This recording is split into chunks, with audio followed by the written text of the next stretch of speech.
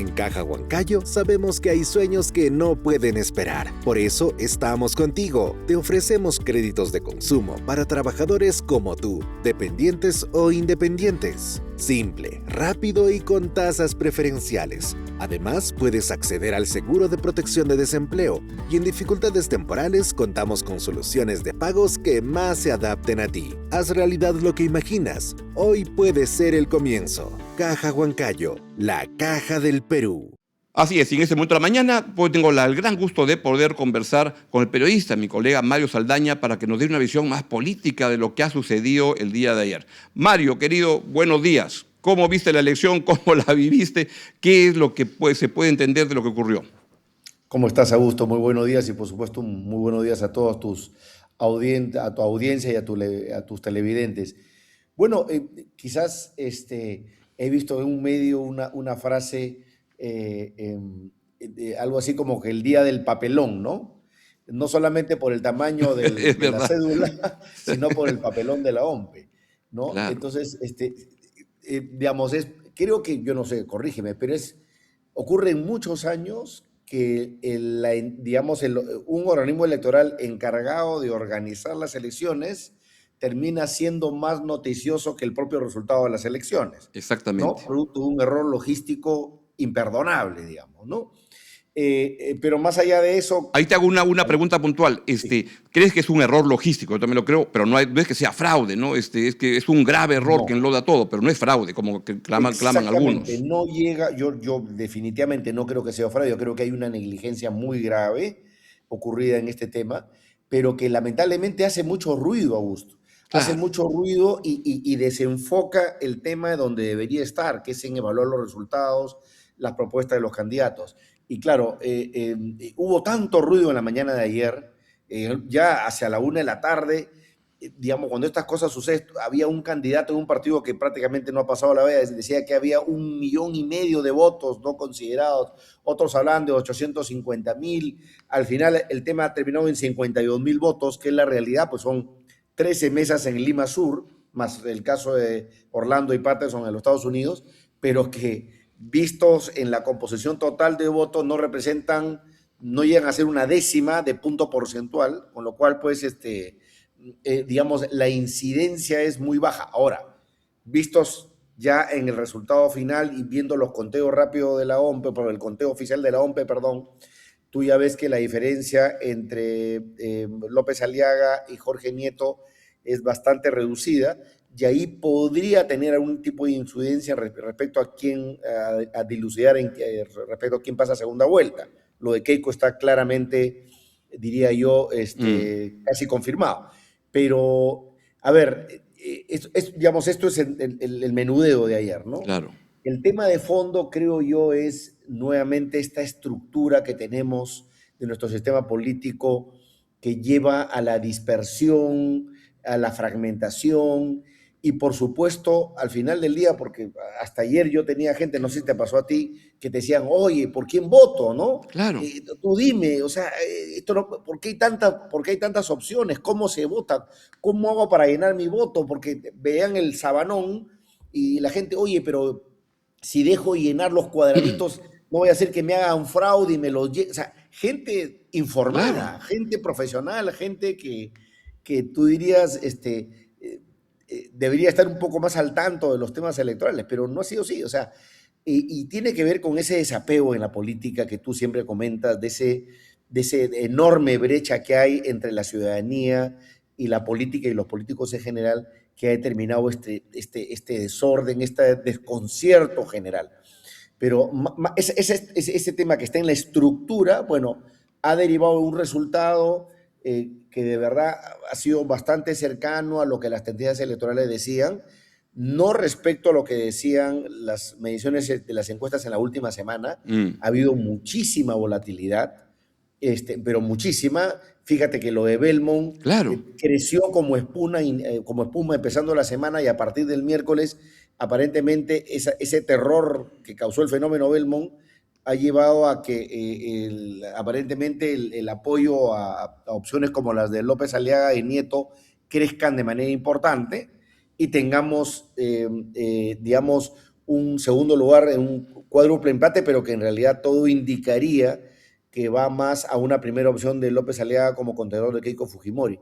Pero claro, nuevamente, esta estructura política hace que haya mucha dispersión, mucho desconcierto, mucha desinformación, y al final, pues, el resultado es el que tenemos. Ojalá que para la segunda vuelta tengamos, por lo menos a nivel de las ofertas electorales, algo más de consistencia en planes de gobierno, lo que estamos esperando, Es verdad. hablar un poco más del cómo que del qué, no sé, y del cuánto que del qué, y por otro lado, la otra gran preocupación son obviamente las entidades electorales, Augusto. O sea, con lo que ha pasado con OMPE, Mm. la pregunta que se hace mucha gente, oye, ¿y podrán organizar correctamente la segunda vuelta? Nuevamente la desconfianza se instala y eso no le hace bien al sistema, ¿no? Eso es mis primeros comentarios a grandes Correcto. rasgos de lo que me he ¿Y visto crees, Mario? ayer. Bueno, lo que dice Datum es que los que van a entrar en segunda vuelta son Keiko Fujimori claramente y en segundo lugar va López Aliaga. Según el boca de urna de Ipsos sí era al revés, iban Keiko e iban Roberto Sánchez en segundo lugar y vamos a ver cómo termina su trabajo de conteo rápido el día de hoy y al final cómo lleva la OMPE. Pero te pregunto en la cosa menuda política, ¿crees que este impulso que tuvo Belmont lo que ocasionó es que Roberto Sánchez no tuviera una entrada rutilante en la segunda vuelta? Absolutamente. Yo veía por lo menos yo me baso en el simulacro de tanto de Datum como de Ipsos del sábado, o sea, Mm, de anteayer, imagino tú también lo leíste, y tú lo que veías, por ejemplo, es un Belmont que duplicaba a Sánchez en el sur, claro, en su bastión principal. Entonces, ¿cuál es la lectura? Que, digamos, eh, por suerte o por no suerte, no sé cómo llamarle, el ascenso de Belmont termina quitándole votos decisivos a Roberto Sánchez, que es lo que impiden que pase a segunda vuelta. Obviamente también algo de Nieto, pero digamos, principalmente es lo de Belmont lo que impide que Sánchez tenga un resultado mucho más expectante. Me hace acordar mucho al resultado del 16 de Verónica Mendoza, ¿no es cierto? correcto. Y la presencia de Goyo Santos de la cárcel. Al final Mm. es la izquierda la que se termina ranchando un poco de votos y permite que opciones de derecha o de centro sean los que pasen a segunda vuelta. Es un fenómeno bastante parecido. Si la segunda vuelta fuera entre Keiko Fujimori y López Aliaga, ¿crees que es asegurado que vuelve a perder Keiko o crees que cada historia, cada segunda vuelta es una historia distinta y a ver qué pasa esta vez? Totalmente, totalmente. Yo creo que cada historia es diferente, cada elección es diferente. Yo creo que la campaña de Keiko Fujimori ha sido muy bien llevada, muy Sí, profesionalmente llevada. Ha evitado entrar a cualquier tipo de confrontación que la haga entrar, me refiero a la candidata, en, claro. en, en, en debates innecesarios, como el tema de los insultos, porque claro, en el debate electoral le hicieron un apanado terrible, recordarás, y ella parece que sabía que eso iba a ser así, y al final del día su respuesta más bien la terminó beneficiando, o por lo menos no terminó erosionando su base Mm. electoral. Entonces yo diría que ella va a continuar con esa actitud, sin embargo, va a requerir un poquito más de cómo que de qué es y de cuánto para esta segunda vuelta, y en la que pues, los equipos de planes de gobierno van a tener que mostrar la verdadera capacidad, la existencia de promesas hacia el futuro, sobre todo en temas de inseguridad, en temas de crecimiento económico, promoción del empleo, donde se va a jugar claramente la elección de segunda vuelta. Si el antifujimorismo va a tener el mismo efecto que ha tenido en las últimas, por lo menos en los últimos dos procesos, está por verse, porque claramente, como ha comentado Carlos Meléndez, sería la primera oportunidad que Keiko competiría con un candidato que está un poco más a la Más a la derecha que derecha que ella. ella en cuanto a Claro. planteamientos de diverso tipo, ¿no? No sé si eso la va a poner más al centro o si el antifujimorismo tan arraigado en el Perú va a darle el triunfo a Rafael López Aliaga. Eso es un tema que está por verse si es que fuera o que se ratifique que es él quien pase a segunda vuelta, ¿no? ¿Y crees que vivimos un momento de derechización de la política peruana, como decían algunos?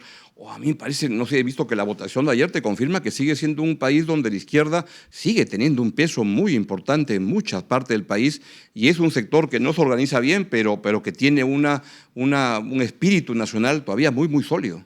Exacto, más que yo te diría que la izquierda ideológicamente, los sectores contestatarios, ¿no? Correcto. O antisistemas. Y tú date cuenta, fíjate que si tú sumas la votación de López Aliaga y Keiko no pasan del 30%. Claro, Es un 30% histórico de la derecha y tienes a una izquierda que sumada, tú sumas la votación de Belmont, de Nieto, y es un poquito menos que el 30%, pero algo como una reconfiguración de los famosos 3/3 por los que hemos conversado tantos años en el Perú, digamos, claro. ¿no? Pero que han ido mutando de manera importante. Es sorprendente, por ejemplo, que Sánchez tenga más votación o un peso fuerte en la selva cuando yo daba por descontado que era un bastión del Fujimorismo. O sea, ahí notas tú que hay una votación sorpresiva, antisistema. Pero creo sí que los sectores contestatarios, slash de izquierda, si quieres llamarle, sí siguen teniendo un peso importante. Estamos hablando de un cuarto del electorado sumado de manera global o cercanos al 30%, otro 30% claramente de derecha y un centro que termina al final ubicándose en los últimos días o hasta en la cola de las votaciones. Pero más o menos ese es el mapa político del Perú de hoy, del 2026, y también se va a ver reflejado en el Congreso de la República. Vas a tener a un Claro. Fujimorismo con un tercio del Senado, que va a ser el superpoder, y que está, digamos, en la eventualidad de que sea López Aliaga o Keiko ganen las elecciones, están conminados a hacer alianzas electorales con su, digamos, referente político más cercano, ¿no? Entonces, ojalá que en esta oportunidad, pensando ya en el futuro del Perú, el tema, la palabra consenso, la palabra alianza y no pacto, sea lo que prime por bien de la estabilidad del país, ¿no? ¿Y crees que puedan articular algún tipo de coalición, de pensamiento común, o vamos a salir más dañados de lo que salimos de la elección donde el 2016, donde entre Pedro Pablo Kuczynski y Keiko Fujimori crearon las condiciones para el quilombo que empezó entonces y del cual todavía no salimos? Mira, si Keiko Fujimori ha aprendido algo de la experiencia del 2016, creo que no va a cometer los mismos errores. O sea, digamos, y creo que López Aliaga lo va a entender perfectamente, salvo que en el caso de él primen posiciones, ¿qué te puedo decir? Pues maximalistas, rupturistas, que no descarto nada, digamos, ¿no? Pero si se comportan como dos personas maduras, con amor por el Perú, con conciencia, con responsabilidad respecto digamos, a evitar cometer errores pasados, deberían apostar por una alianza, por un consenso básico, mínimo, que es lo que el país está esperando. Hace El país tiempo. está esperando, está harto de disputas, harto de presidentes que se caen cada mes y medio, de gabinetes que duran días, de ministros que son más rápidas que un ave de paso. O sea, necesitamos por lo menos algo de estabilidad. Es lo que el otro día comentaba Elmer Cuba, el solo hecho que tengamos un gobierno que dure 5 años sería ya de por sí No, claro, un hito para el un país, logro. ¿no? Entonces, ojalá que esa sea la tendencia y hacia allá vayamos, ¿no? Que haya consenso, que haya concertación, por lo menos en temas básicos. ¿Qué tendría que hacer Keiko Fujimori para ganar esta vez a la cuarta vez? ¿Crees que es demostrar que en efecto ha cambiado y ha madurado y que no es la Keiko Fujimori de hace una década o de hace unos años? Yo estoy totalmente de acuerdo contigo. Yo creo que parte del éxito de este primer lugar es eso. Parte del éxito, y lo demostró en el debate, al no caer en los improperios, ni en los ataques, ni en los adjetivos. Esos errores le costaron la elección el 16 con PPK y le costaron la elección con Pedro Castillo. Seguramente ella creyente de que mucha gente no iba a votar por el profesor. Entonces, yo más bien veo una Keiko mucho más madura, mucho más afianzada, mucho más serena. Bueno, imagínate, los meses que ha pasado en prisión, yo creo que no ha Claro, sido por la gusto. cárcel cambia a Entonces, mucha gente y te yo, hace yo, pensar las yo cosas creería distinto, que tiene ¿no? la primera alternativa para para evitar cometer esos errores tener una posición expectante para alzarse con la victoria este 7 de junio, ¿no? Y si pasara la segunda vuelta con López Aliaga, como apunta o parece todo, ¿qué tendría que hacer López Aliaga para ganar? ¿No Bueno, pelearse con todo el mundo? tendría que hacer una competencia por moverse al centro y captar el voto joven antifujimorista tradicional. O sea, Claro. López Aliaga creo que está conminado a seguir el guión De PPK. exactamente, Claro. de ponerse digamos, a ese centro que le capte votos de la población juvenil. Acuérdate que en el padrón electoral peruano, la gente que tiene entre 18 y 37 representa más del 40% del padrón. O sea, moverse hacia ese sector y decirle, oye, ahí tienes a la señora acá, yo soy el antifujimorismo, entonces, si no quieres votar por Fujimori, yo soy la alternativa. Cosa que es complicada, ¿no? Claro. Por el posicionamiento que tiene López Aliaga y sus ataques constantes a todo aquello que suene a caviar, digamos, ¿no? Entonces, él va a tener un reto digamos, de reposicionarse ante el electorado para tratar de captar esa votación mayoritaria, ¿no? Con el riesgo de que si se caviariza un poquito, puede perder su voto duro, ¿no? Exactamente, que es con el que él le ha hecho política, ¿no? Claro. Entonces, y conociendo la personalidad de Rafael López Aliaga es un poco complicado para él, porque, digamos, reposicionarse a estas alturas del partido va a ser un poco complicado, pero bueno, todo es Claro. posible, todo es posible. Y finalmente en el Congreso de la República, esto que ha ocurrido, ¿cómo lo entiendes? Habían campañas de por estos no, pero al final han quedado Fuerza Popular, Renovación y Juntos por el Perú, que eran los que se apuntaba como no. Hay partidos que ya salen temporalmente o que no, somos Perú, APP, Perú Libre y quizá me olvide de otro, Podemos, por ejemplo.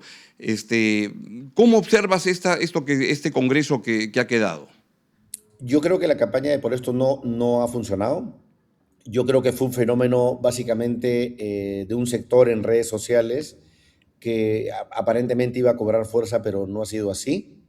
Yo creo que básicamente más por un error de diagnóstico, de lectura de la realidad, que por por una necesidad ideológica, más que digamos, por una buena lectura de la realidad, porque finalmente dos de las organizaciones, de las marcas políticas que formaban, Claro. formaban parte de ese denominado pacto mafioso han terminado en segunda vuelta. Así es. Entonces, o casi en segunda vuelta, digamos, o en una situación Claro. muy expectante, ¿no? Entonces, diríamos que es más una posición de voluntarismo o de querer ver las cosas de una manera que de la realidad, ¿no? Algo nos está diciendo este resultado, Augusto, porque incluso si tú consideras a Nieto en un tercer lugar, vamos a llamarlo de esa manera, tienes que efectivamente que los sectores centro y de derecha tienen cierta mayoría respecto Claro. del resto. Entonces, de alguna manera ahí hay un problema de lectura de la realidad que no ha funcionado para esta campaña. Y pese, por ejemplo, que, y te lo digo personalmente, a mí me hubiera encantado que una alternativa como la de Marisol Pérez Tello hubiera tenido un mejor resultado, ¿no? Marisol tiene un buen desempeño, pero es una persona honesta, correcta. Sin duda. Pero bueno, Pero mira, queda para el futuro, ¿no? Su tenido carrera todavía está, tiene muchos años por delante. Eso, y ahí quería terminar. Creo que otra cosa diferente es que algunos candidatos a la presidencia que pierdan esta elección van a estar en el Senado. Claro. Y ojalá que eso determine, o sea, el inicio digamos, de que esa presencia en la política no se pierda, que los jefes de los partidos hagan política desde el Congreso de la República, lideren a sus organizaciones políticas, las fortalezcan para que esto vaya creciendo. Porque lo que ha sucedido siempre, o que sucede habitualmente, es, en el caso de PPK, se olvidó del tema parlamentario, igual ha ocurrido con López Aliaga, que muchas veces ha dejado a su bancada a su suerte. Entonces, en esta oportunidad, siendo ellos miembros del legislativo, ojalá que más bien sea un incentivo para que fortalezcan las organizaciones que lideran y eso le dé cierta solvencia al trabajo político en el Perú, ¿no? Y Coco Nieto puede volverse en alguien tremendamente poderoso y con importancia porque tiene una bancada grandecita, pero que está al medio. Entonces, al medio, en un congreso como este, puede decirle a la izquierda y a la derecha, los que quieran aprobar sus proyectos pasan por mi oficina primero y me lo explican, y con mi voto me voy para acá o para allá. Entonces puede cortar el jamón en el Congreso. Totalmente. Yo creo que, digamos, Nieto, por el volumen de parlamentarios que va a tener un peso específico bien importante. Y yo creería que si a diferencia de la bancada de Belmont, que más bien se va a dispersar muy rápidamente. Esa bancada siento que se va a ofrecer rápido al mejor postor para un lado y para otro, como ha pasado con algunas otras bancadas en el Congreso. Ojalá que no sean los nuevos niños nada más. Eso me da la preocupación. Ojalá que eso no suceda. Pero Nieto sí, yo creo que tiene una posibilidad de ser un poco la bisagra, ¿no? Para articular acuerdos. Y yo creo que desde ese punto de vista, digamos, abona en favor de la generación de consenso. Ojalá que quien gane las elecciones vea eso como una necesidad, como una obligación. O sea, y pactar no es malo. En política pactar es el pan del día a día, pero pactar en base a temas programáticos, a líneas de gestión gubernamental, a políticas públicas. Eso es lo que te dicta la sana política y la responsabilidad. Y la del estribo. Belmont, ¿cómo entender este fenómeno? Que el outsider del año 89 se volvió el outsider 2.0 del año 2026.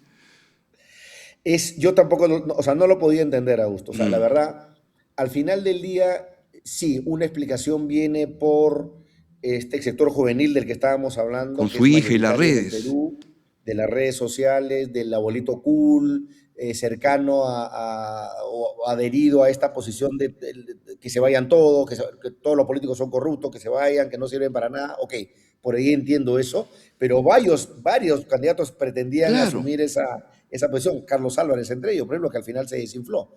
Pero yo creo que otro kit de su éxito viene por el apoyo que ha obtenido de Vladimir Cerrón. No me cabe la menor duda. Sobre todo en provincias, Augusto. Si no, tú no puedes entender cómo una figura como Belmont, que tenía 1.5% hace un mes o menos de un mes, haya tenido la votación que ha tenido en el sur, en el centro y en varias regiones del Perú. O sea, eso implica tener capacidad orgánica de despliegue y eso creo que ha sido la alianza o el apoyo que ha tenido indirectamente de una persona como Vladimir Cerrón. No le entiendo otra explicación, no le encuentro otra explicación. Lo bueno es que hacer análisis político en el Perú es muy divertido y las cosas cambian cotidianamente, así que ahora viene la segunda vuelta. Nunca había habido tanta volatilidad, Augusto, de un día para otro. O sea, la gente ha cambiado incluso el día domingo, el día que ha cambiado con respecto al sábado. O sea, ha sido así de dramático, ¿no? Increíble. Mario, muchísimas gracias por ilustrarnos con tus valiosas opiniones para entender lo que a veces nos parece inexplicable. Un gran abrazo. Un gran abrazo, Augusto, que estás muy bien. Nos vemos. Señor Mario Saldaña explicándonos qué puede salir de esta elección. La vida nos regala momentos de alegría, pero también desafíos inesperados. Por eso, con el seguro Oncocuidado estás al 100% protegido contra el cáncer, desde la prevención hasta el tratamiento. Y lo mejor, solo con una prima anual de 148.50 soles, obtienes tu cobertura a sola firma en la red de clínicas privadas más importantes del país de Oncosalud, con el respaldo de La Positiva. Adquiérelo ya en nuestra red de agencias a nivel nacional. Caja Huancayo, la caja del Perú.